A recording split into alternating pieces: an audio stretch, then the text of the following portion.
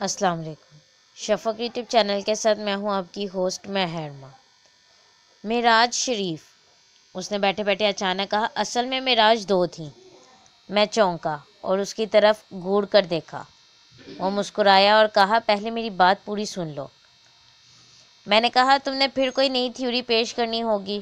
وہ ہنسنے لگا، کہا، یار تم لوگ بس میری مخالفت ہی کرتے رہتے ہو، کم از کم سوچا تو کرو، میری بات میں کچھ نہ کچھ تو سچائی ہو سکتی ہے۔ میں نے کہا، اچھا اب کہو بھی کیا کہنا چاہتے ہو۔ وہ تھوڑا سا آگے ہوا اور فلسفیانہ انداز میں بولا، ہم لوگ واقعہ معراج کا صرف ایک رخ دیکھتے ہیں جو کہ خاصتاً روحانی ہے۔ اللہ تعالیٰ نے نبی صلی اللہ علیہ وآلہ وسلم کو روح جسم سمیت آسمان پر بلایا، سیر کروائی، اپنے قدرت کے کرشمے دکھائے، انہیں سدرۃ المنتہا سے آگے بلایا، ایسی جگہ جہاں خالق اور محبوب خالق کے سوا کوئی نہ تھا۔ راز و نیاز ہوئے اور رسول اللہ صلی اللہ علیہ وآلہ وسلم 5 عدد نمازوں کا تحفہ لے کر واپس آ گئے۔ یہ تو تھا واقعہ معراج کا خلاصہ، جسے ہم بچپن سے پڑھتے سنتے آئے ہیں۔ میں نے کہا، یہاں تک کوئی اعتراض نہیں مجھے۔ اس نے کہا، یہ تو تھی پہلی معراج۔ دوسری معراج اس واقعہ معراج کے بعد ہوئی اور وہ تھی انسانیت کی معراج۔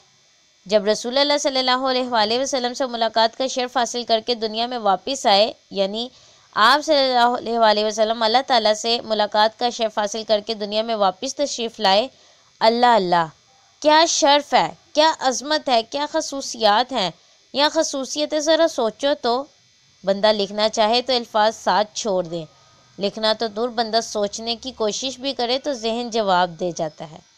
مگر ایسا درجہ پا لینے کے بعد واپس آ کر رسول پاک صلی اللہ علیہ وآلہ وسلم کیا فرماتے ہیں، میں تو تمہارے جیسا ہی انسان ہوں۔ ہمارے جیسے انسان؟ یہاں لوگ کچھ نہ کر کے بھی 2 لائن کے نام لے لیتے ہیں، اور ہمارے نبی کریم صلی اللہ علیہ وآلہ وسلم اللہ سے ملاقات کا شرف حاصل کرنے کے بعد بھی کہتے ہیں کہ میں ایک انسان ہوں تمہارے جیسا۔ معراج ہے یہ عاجزی کی، یہ اصل معراج ہے جس میں انسان اپنے آپ کو پہچانتا ہے، کس قسم کے تفاخر کا شائبہ بھی نہیں، یعنی کسی قسم کے تفاخر کا شائبہ بھی نہیں۔ وہ رکا، پھر کہنے لگا، اسی لیے میں کہتا ہوں کہ معراج دراصل 2 تھیں، ایک روحانی جس میں رسول پاک صلی اللہ علیہ وآلہ وسلم کے درجات کو فرشتوں کی پہنچ سے بھی اوپر لے جایا گیا، دوسری انسانیت کی معراج۔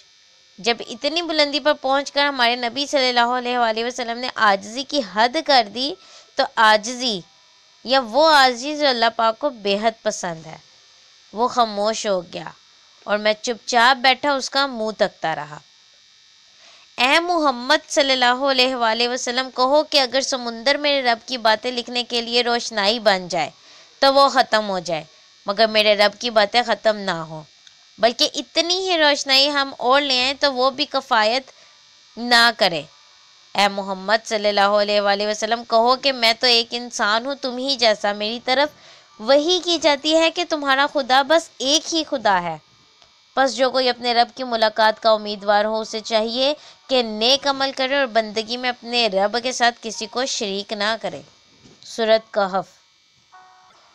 اور پھر بابا جی نے کیا خوبصورت بات کہی۔ بابا جی کہتے ہیں، پتر، محبت میں پہلی ملاقات ہمیشہ یاد رہتی ہے، اور اگر بات کائنات کے خالق کے محبوب صلی اللہ علیہ وآلہ وسلم کی ہو تو وہ اپنے محبوب صلی اللہ علیہ وآلہ وسلم سے ملاقات کو اس طرح کا نام دے کر قرآن کے صفحات پر مہر محبت کچھ اس طرح سے ثبت کرتا ہے کہ کائنات کے ذرے ذرے کے لیے یہ ملاقات ہمیشہ کے لیے یادگار بن جاتی ہے۔ اور کیوں نہ بنے، کیوں نہ یہ یادگار ملاقات بنے، کیونکہ یہ ملاقات ایک محبوب سے کی جانے والی ملاقات ہے، اور محبوب بھی وہ جس کے لیے یہ دنیا تخلیق کی گئی۔ سبحان اللہ۔ اس طرح کی مزید اسلامی ویڈیو سننے کے لیے شفق یوٹیوب چینل کو لائک اور سبسکرائب کرنا مت بھولیں۔ شکریہ۔